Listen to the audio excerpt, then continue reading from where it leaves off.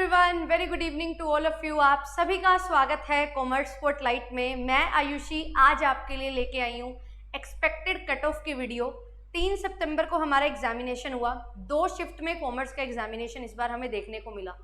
तो जब एग्जामिनेशन हमारा 2 शिफ्ट में होता है तो शिफ्ट का जो अलग लेवल होता है उसका इम्पैक्ट हमें देखने को मिलता है। वो मैंने आपके लिए कल डिस्कस किया कि किस तरीके से उस इम्पैक्ट को जो है नलिफाई किया जाएगा। ईजी और डिफ़िकल्ट जो पेपर हमारे होते हैं उनको कैसे बैलेंस किया जाता है, नॉर्मलाइज किया जाता है। आज हम बात करेंगे कि कितनी हमारी एक्सपेक्टेड कट ऑफ रह सकती है। अगर हम बात करें हमारे एग्जामिनेशन की तो किस तरीके का लेवल रहा, कितने बच्चों ने एग्जामिनेशन दिया, पेपर 1 पेपर 2 में किस तरीके के क्वेश्चंस इस बार फ्रेम हुए, वो सारी चीज़ों के आधार पे हमें पता लगता है कि हमारी कट ऑफ क्या रह सकती है।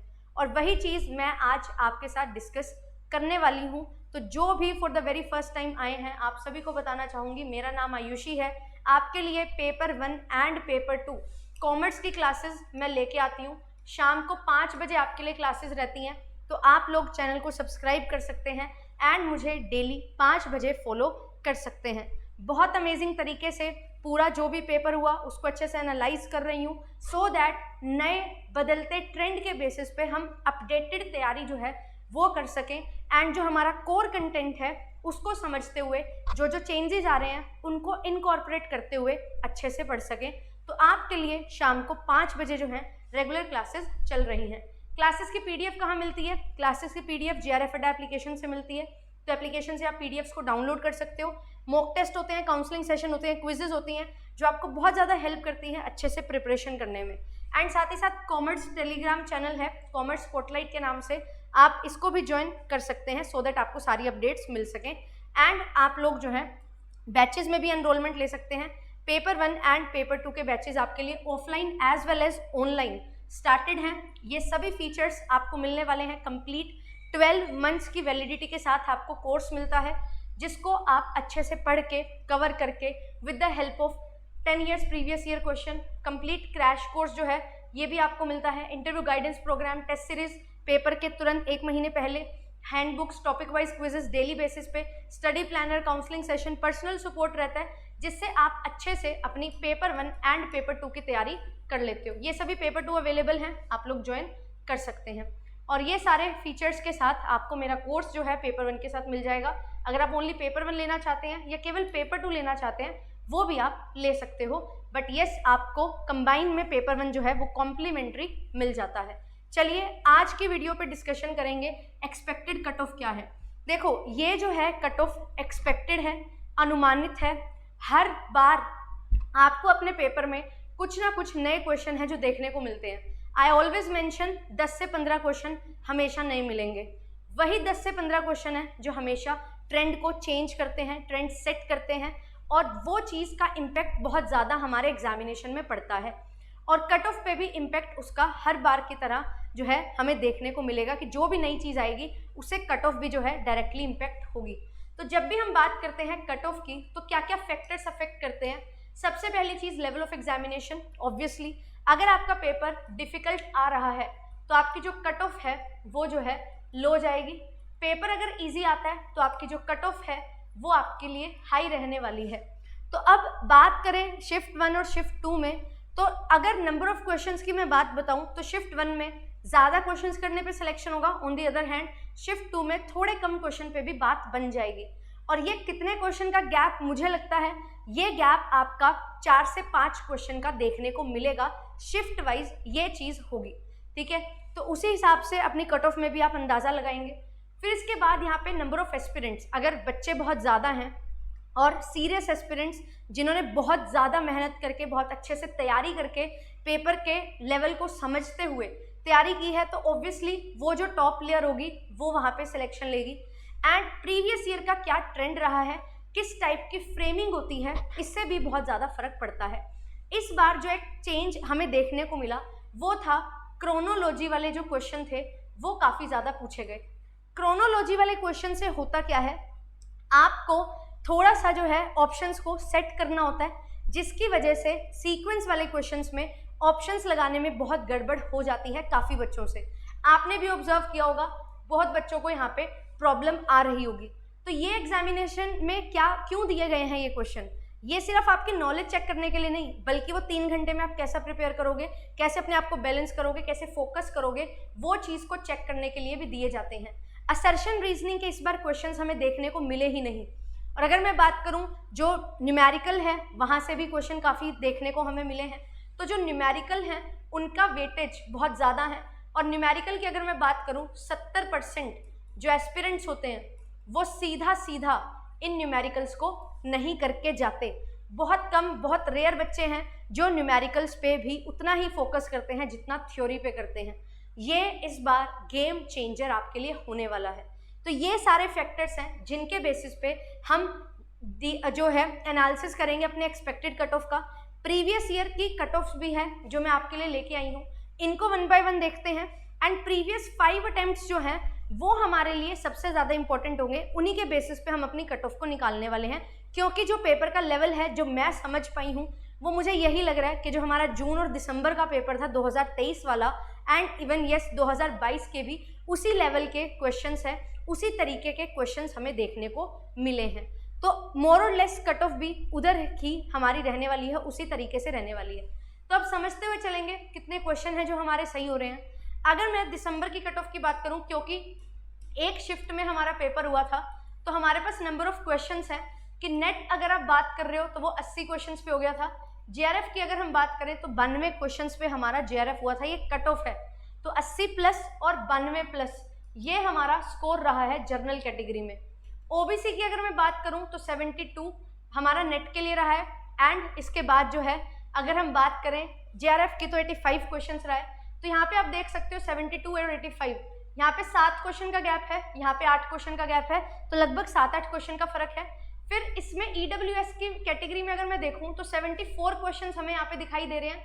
एंड यहाँ पे अगर मैं देखूँ तो यहाँ पे 87 क्वेश्चन हमें दिखाई दे रहे हैं। तो अगर मैं जनरल से कंपेयर करूं तो 5 क्वेश्चन का गैप मुझे यहाँ पे दिखाई दे रहा है। इस चीज़ को समझ लेना, जो भी जनरल कैटेगरी के अलावा वाले सभी कैटेगरीज वाले हैं वो देखना कितना गैप हमें देखने को मिल रहा है। ऐसे ही अगर हम यहाँ पे SC ST की बात करें तो उनकी कट ऑफ और भी कम रहती है, ठीक है, OBC से भी। तो आप देख सकते हो यहाँ पे 136 मार्क्स आने पे नेट हो गया था, ST में 134 पे, एंड अगर JRF की बात करूँ 162 और 152 पे। तो नंबर ऑफ क्वेश्चंस बहुत कम मुझे यहाँ पे दिखाई दे रहे हैं। तो ये चीज़ मेरे को ध्यान में रखनी है कि जब मेरे पास यहाँ पे इस बार का मैं एक्सपेक्टेड रिजल्ट देखना चाह रही हूँ तो ये चीज़ मेरे दिमाग में क्लियर होनी चाहिए कि कितने लगभग क्वेश्चन यहाँ पे आए हैं। दिसंबर 2023 की बात करें तो पेपर का लेवल बहुत अच्छा था, बहुत सारे नए, बहुत सारे ट्रिकी क्वेश्चन थे। उसी तरीके से इस बार भी हमें क्वेश्चंस देखने को मिले। न्यूमेरिकल की बात करूं तो हाँ 4 से 5-6 क्वेश्चन न्यूमेरिकल हमेशा ही आते हैं, वो थे। इस बार जो है थोड़े ज़्यादा देखने को मिले, जो 2022-21 में भी हमें देखने को मिला था आरसी न्यूमेरिकल से जहाँ पे आ रहा था। तो इसीलिए 2022 के नंबर भी देखना इंपॉर्टेंट है। तो ये चीज़ हमने यहाँ पे देख ली। अब इसके बाद अगर मैं जून 2023 का कट ऑफ बताऊँ, क्योंकि वहाँ पे हमारे पास जो है रिजल्ट परसेंटाइल में था, तो यहाँ पे ऑन एन एवरेज मैंने नंबर ऑफ क्वेश्चंस लिखे हैं कि नेट के लिए और जेआरएफ के लिए कितने होंगे। तो नेट और जेआरएफ की बात करूँ 83, 95 यहाँ पे है। अब फेब की बात करूँ तो पेपर वॉज वेरी इजी, तो यहाँ पे कट ऑफ काफ़ी हाई गई थी, 90 नेट के लिए और जेआरएफ के लिए 104। तो ये चीज़ हमारी रही थी। अब इसके बाद ये नंबर्स हैं, ये बिल्कुल मैंने एक्सपेक्टेशंस के अकॉर्डिंग डाले हैं। दिसंबर 2022 यानी कि जो हमारा पेपर हुआ था फेब 2023 में, उसका ये यहाँ पे रिजल्ट है कि यहाँ पे कितने बच्चों का सिलेक्शन हुआ था। कैटेगरी वाइज है, आप देख सकते हो परसेंटाइल में रिजल्ट है 97.43, 99.72। पर जितना मैंने बच्चे से पूछा था उस पॉइंट ऑफ टाइम पे, एक लड़की के 103 क्वेश्चन सही थे, उसका सिलेक्शन नहीं हुआ था, ठीक है, और 105 वाले का आराम से हो गया था। तो 104 के लगभग जो है जेआरएफ की कट ऑफ रही थी, एंड ऐसे ही 90 के आसपास हमारी नेट की कट ऑफ रही थी। तो वो चीज़ यहाँ पे आपको मैंने नंबर ऑफ क्वेश्चंस के रूप में लिख के दिखा दी है कि लगभग इतनी कट ऑफ हमारी रही थी। नंबर ऑफ क्वेश्चंस मैंने यहाँ पे लिख दिए हैं। अब अगर बात करें तो बात होती है 2022 की। 3 शिफ्ट में पेपर हुआ था। ये थोड़ा ज़्यादा अच्छे से मुझे इसलिए याद है क्योंकि इस शिफ्ट में मेरा एग्जामिनेशन भी क्लियर हुआ था। मेरा पेपर शिफ्ट 1 में था, तो मेरे 99 क्वेश्चन पे जेआरएफ हो गया था, एंड इवन 95 वाले क्वेश्चन जिनके सही थे उनका भी जेआरएफ हो गया था। तो लगभग 93-94 जो है जेआरएफ की कट ऑफ थी। नेट की अगर बात करूं तो 82 पे भी जेआरएफ और नेट हो गया था, तो यहाँ पे 82 जो है यहाँ पे कट ऑफ रही। सिर्फ जो हमारी शिफ्ट 2 थी वो 2022 में काफ़ी डिफिकल्ट थी, तो 80 क्वेश्चंस पे जेआरएफ और 70 क्वेश्चंस पे नेट हो गया था आराम से। एंड अगर मैं बात करूँ शिफ्ट 3 की, जो पेपर थोड़ा कैंसिल होने के बाद हुआ था, जिसमें हमारी कट ऑफ जो है थोड़ी ज़्यादा रही थी नेट के लिए और जेआरएफ के लिए, क्योंकि पेपर कंपैरेटिवली शिफ्ट 1 शिफ्ट 2 के इजी था और उसके बेसिस पे यहाँ पे हमारे पास जो है ज़्यादा क्वेश्चन गए थे जिनमें कट ऑफ हम देख पा रहे थे। तो ये चीज़ यहाँ पे रही थी। फिर इसके बाद अगर मैं बात करूँ 2021 में, जब नवंबर में पेपर हुआ था, एक ही साल में पेपर हुआ था एक बार, 2022 में भी 2021 में भी, तो यहाँ पे हमारी जो रेंज है नेट और जेआरएफ की वो लगभग 83 से 85 थी और जेआरएफ 93 से 95, इतनी रेंज हमारी नेट और जेआरएफ की रही थी। ये 5 अटेम्प्ट्स हैं। और अगर मैं बात करूँ 2021, 22, 23 3 प्रीवियस ईयर्स का, यहाँ पे हम अगर देखें 5 बार जो है पेपर हुआ और उसका अगर मैं एनालाइज करूँ ट्रेंड, तो लगभग हमारे पास जो है एक शिफ्ट जो है बहुत कॉम्प्लिकेटेड आ रही है जिसमें 70 और 80 पे नेट जेआरएफ हो रहा है। बाकी जो शिफ्ट्स हैं उनमें 2 शिफ्ट ऐसी आ रही हैं, 2 एग्जामिनेशन ऐसे आ रहे हैं जहाँ पे कट ऑफ हाई जा रही है। बाकी ऑन एन एवरेज हमारा जो है 94, 93, 95 के करीब जो है ये स्कोर बन रहा है जेआरएफ का। एंड अगर नेट की बात करी जाए तो वहाँ पे 82, 83, 84, 85 इस तरीके से नेट का स्कोर हमारा बन रहा है। तो आपको अब एक्सपेक्टेड कट ऑफ निकालनी है। मैंने आपको बताया 2022, 2023 वाले जो एग्जामिनेशन थे, फेब वाला छोड़ दो, उसी तरीके का पेपर जो है इस बार बना है। क्वेश्चंस जो पता लग रहे हैं उसके बेसिस पे बता रही हूँ। ट्रेंड की अगर मैं बात करूँ तो बिल्कुल आरसी जो है वो न्यूमेरिकल बेस्ड आया, न्यूमेरिकल क्वेश्चन काफ़ी पूछे गए, तो ये भी चीज़ें थोड़ी सी जो है मैच कर रही है 21-22 के तरीके से। तो उस बेसिस पे हमें, मुझे ये लगता है सबसे बेहतर है इन 5 ईयर्स की हम एवरेज निकाल लें और उसमें 2 नंबर आगे 2 नंबर पीछे आप एक्सपेक्ट कर सकते हो। फिर उसके बाद अगर मैं बात करूं कि हमारे दिसंबर 2019 में जब शिफ्ट में पेपर नहीं होता था, एक ही शिफ्ट में पेपर होता था, परसेंट में रिजल्ट आता था, तो यहाँ पे जेआरएफ और असिस्टेंट प्रोफेसर के लिए 62.67% है, सिर्फ असिस्टेंट प्रोफेसर के लिए 56% है। तो यहाँ पे अगर आप देखो तो कट ऑफ जो है वो बहुत ज़्यादा नहीं है बट बहुत कम भी नहीं है। तो यही जो रेंज है मोस्टली 63% आप जेआरएफ की लगा लो एंड 56% आप यहाँ पे जो है असिस्टेंट प्रोफेसर के लिए देख लो। तो इस तरीके से हमारे पास जो है यहाँ पे नंबर बन रहे हैं। तो लगभग 190 और यहाँ पे 180 के करीब जो है ये हमारी रेंज रहती है। ठीक है, वही चीज़ हमें यहाँ पे देखने को मिल रही है। अब मेरे को ये चीज़ लगती है कि दिसंबर 2019 काफ़ी ज़्यादा पीछे हो जाएगा। 21, 22, 23 ये 3 साल जो हैं, इनमें जो 5 पेपर हमारे हुए हैं वो हमारे लिए सबसे ज़्यादा इंपॉर्टेंट है और सबसे ज़्यादा रेलिवेंस रखते हैं, क्योंकि जो ट्रेंड है वो रीसेंट ईयर से थोड़ा मैच कर जाता है, बहुत प्रीवियस ईयर से नहीं करता। इस बार जो जून का पेपर हुआ था जो कैंसिल हो गया था वो बिल्कुल एक फर्जी तरीके का ही पेपर था, तो उसको ज़्यादा कंसीडर नहीं करेंगे और 1 शिफ्ट वाले पेपर को भी ज़्यादा कंसीडर नहीं करेंगे पुराने, क्योंकि वहाँ पे जो है फ्रेमिंग बहुत अलग हुआ करती थी और अवेयरनेस भी नहीं थी इतनी। आज के टाइम पे यूजीसी नेट एग्जामिनेशन को लेके जितनी अवेयरनेस है वो 5 साल पहले, 3-4 साल पहले भी इतनी नहीं थी। अब बहुत ज़्यादा है, बहुत सारे बच्चे हैं जो तैयारी करते हैं अच्छे से, बहुत सारे बच्चे अपने मास्टर्स के दौरान इस एग्जामिनेशन को निकालते हैं और जो अपनी मास्टर्स के दौरान इस एग्जामिनेशन को निकालते हैं, न्यूमेरिकल वाले क्वेश्चन उनके सही होने के ज़्यादा चांसेस होते हैं, क्योंकि वो अपने यूनिवर्सिटी एग्जामिनेशन में वो सारे क्वेश्चंस को प्रैक्टिस करते हैं और वो उनके साथ लिंक में रहते हैं। तो यहाँ पे कंपटीशन इस वजह से भी जो है वो बढ़ता है। एंड क्योंकि इस बार जो है 3 कैटेगरीज में आपका जो है निकलने वाला है रिजल्ट, जिसमें हमारा पीएचडी स्कोर होगा, नेट होगा सिर्फ असिस्टेंट प्रोफेसर के लिए और नेट और जेआरएफ यानी कि असिस्टेंट प्रोफेसर प्लस जेआरएफ आपका होगा। तो यहाँ पे 3 कैटेगरीज होंगी। तो मैं आपको यही बोलूँगी कि अगर हम यहाँ पे बात कर रहे हैं कि मुझे नेट के लिए देखना है, तो मेरे पास जो प्रीवियस 5 ईयर्स में रही है कट ऑफ, उसका एवरेज मैं लेके चलूँ तो यहाँ पे लगभग 84 अप्रोक्स मेरे पास यहाँ पे निकल के आता है कि कितने क्वेश्चन मेरे सही होने चाहिए। पर मैं आपको ये चीज़ ज़रूर बताना चाहूँगी, शिफ्ट 1 जो है वहाँ पे 84 यहाँ पे आपका सेफ जोन है, बहुत सेफ है। यहाँ पे इतना स्कोर अगर आप कर रहे हो तो you are in a good zone कि जहाँ पे आपका एग्जामिनेशन निकलने के 90% तक चांसेस हैं। शिफ्ट 2 की अगर मैं बात करूँ तो यहाँ पे 80 क्वेश्चन भी जो हैं वो भी काफ़ी हमारे रहने वाले हैं, अगर आप सिर्फ और सिर्फ नेट एग्जामिनेशन की बात कर रहे हो। दूसरा, अगर हम जेआरएफ की बात करें तो शिफ्ट 1 में जो है आप 95 अगर स्कोर कर रहे हो तो you are in a safe zone कि आपका सिलेक्शन हो जाएगा। वेयर एज शिफ्ट 2 में जो है 5 क्वेश्चन वही कम हो जाएंगे। अगर आप 90 तक पहुंच रहे हो इट मीन्स आपका अनरिजर्व्ड कैटेगरी से जेआरएफ हो जाएगा। ये मैं हो जाएगा बोल रही हूँ, क्योंकि इससे ज़्यादा यहाँ पे इस पेपर के अकॉर्डिंग कट ऑफ जाने का कोई चांस ही नहीं है। यहाँ पे आप बहुत सेफ जोन में हो। आप यहाँ पे 5 क्वेश्चन का लेके चलो रेंज कि 90 से 95 और 85 से 90, ये रेंज आपकी अनरिजर्व कैटेगरी से शिफ्ट 1 शिफ्ट 2 के लिए जेआरएफ के लिए एक सेफ जोन है। एंड अगर मैं यहाँ पे शिफ्ट 1 की बात करूँ 80 से 84 एंड यहाँ पे 75 से 80, ये आपके लिए जो है एक सेफ जोन है अगर आप यूजीसी नेट एग्जामिनेशन को क्लियर करना चाहते हैं। एंड अगर बात की जाए यहाँ पे पीएचडी एंट्रेंस की, जो कि 3rd कैटेगरी होगी, तो अब एक ट्विस्ट जो है वो मैं आपको ज़रूर देना चाहूँगी, और वो ट्विस्ट ये है कि पीएचडी जो है उसका स्कोर भी यहीं से आएगा। तो अब हमारे पास जो बच्चे जेआरएफ के लिए सिलेक्ट होते थे, जेआरएफ के लिए जो सिलेक्ट होते थे वो बच्चे जो हैं कंपैरेटिवली कम सिलेक्ट होंगे। तो अब ये चीज़ ध्यान में रखना, जब बच्चे कम सिलेक्ट होंगे, क्योंकि पीएचडी वाले भी निकालने हैं अलग से, तो यहाँ पे होगा क्या, यहाँ पे आपकी जो कट ऑफ है उसको भी बरकरार रखा जाएगा। तो यहाँ पे एक ट्विस्ट हमारे पास जो है आता है वो ये है कि जब आप यहाँ पे बात कर रहे होंगे कि जेआरएफ सिलेक्शन की, तो नंबर ऑफ कैंडिडेट्स जो हैं वो यहाँ पे कम सिलेक्ट होने के चांसेस है, क्योंकि पीएचडी वालों के लिए भी नंबर ऑफ कैंडिडेट्स निकालने हैं। तो यहाँ पे ये जो रेंज है ना, इसीलिए मैं इसको सेफ जोन बोल रही हूँ कि ज़्यादा नंबर होंगे तो आपके लिए नेट के लिए अच्छा रहेगा, और जेआरएफ के लिए भी अगर आप रेंज का अपर लिमिट को टच करोगे तो आपके लिए वो चीज़ ज़्यादा अच्छी रहेगी, मायने रखेगी, क्योंकि एक्सपेक्टेड है, एग्जैक्ट में नहीं बता सकती। हाँ, 2 क्वेश्चन ऊपर 2 क्वेश्चन नीचे हो सकते हैं, यानी कि 4-4 नंबर 6-6 नंबर का फर्क हो सकता है।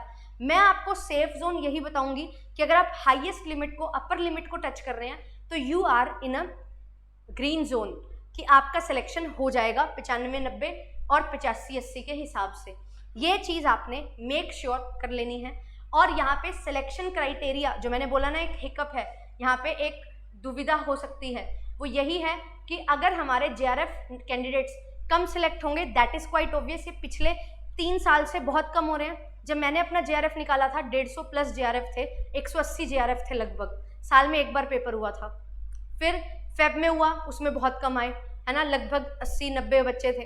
फिर उसके बाद जून में हुआ, उसमें 60-65 बच्चे थे। दिसंबर में हुआ, उसमें और भी कम बच्चे इसी तरीके से आए थे हमारे पास, 60-70-80 ऐसे बच्चे थे जिनका जेआरएफ हुआ है अनरिजर्व्ड कैटेगरी से। तो नंबर ऑफ कैंडिडेट्स को कम किया जा रहा है, क्योंकि कम किया जा रहा है तो ऑब्वियसली कट ऑफ जो है फिर हाई हो जाती है।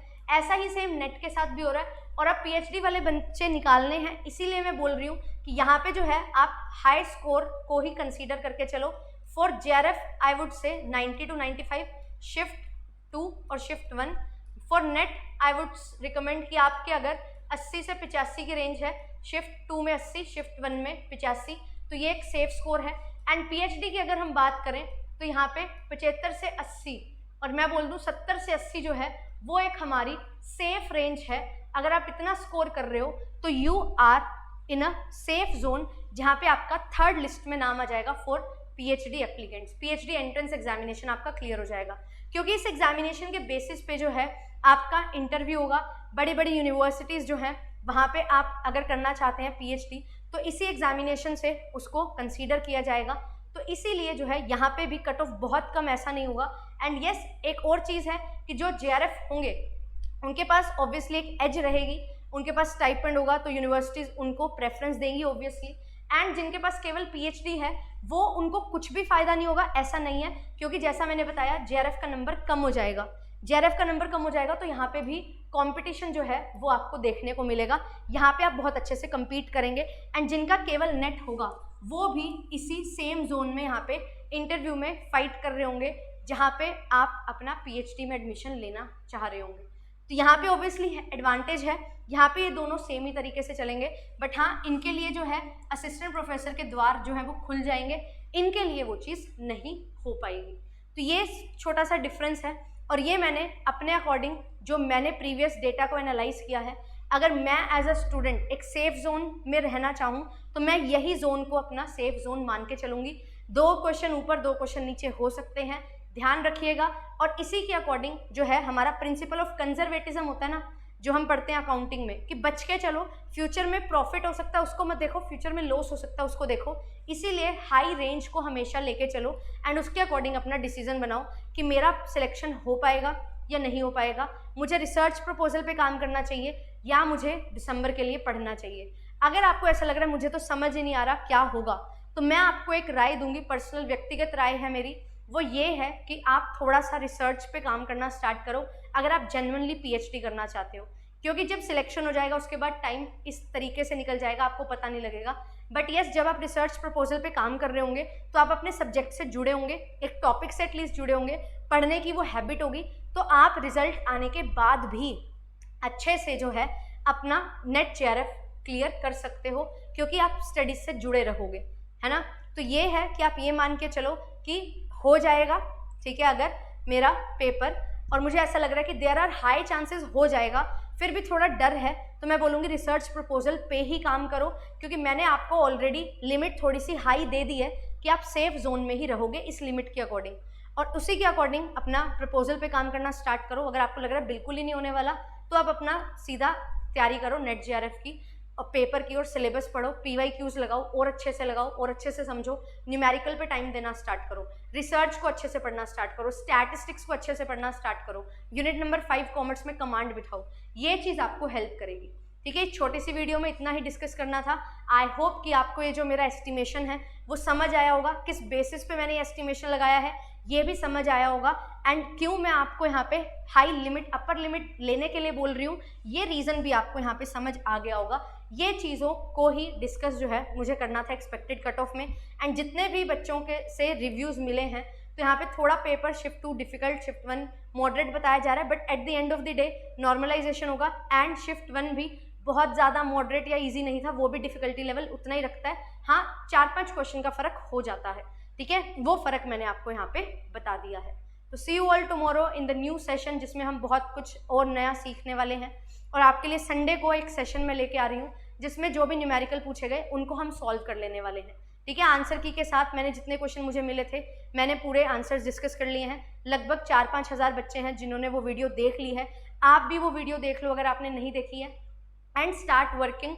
बेसिक से बिल्कुल एडवांस तक आपको बहुत सारी चीज़ें करवाई हुई हैं।